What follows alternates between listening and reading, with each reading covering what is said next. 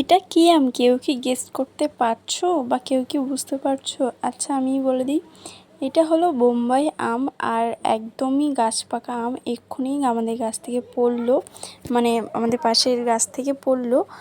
তো দেখি গাছ পাকা আম তো না খেয়ে তো থাকতেই পারছে না। চলো আমটা কেটে তারপরে দেখা হচ্ছে।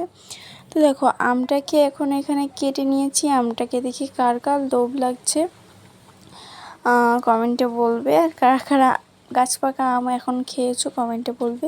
তো চলো আমটাকে না খেয়ে তো আমি থাকতেই পারছি না। তো এখন আমি চলে এসেছি আমটাকে খাওয়ার জন্য। কাদের কাদের আম খেতে ইচ্ছা করছে জলদি করে আমাদের বাড়িতে চলে এসো আর আম খেয়ে যাও। দেখো আমি বিসমিল্লাহ বলে গাছ পাকা আমটাকে টেস্ট করলাম, আর এত সুন্দর মিষ্টি কি বলবো, ভীষণ সুন্দর হয়েছে আমটা, অনেক ভালো লেগেছে।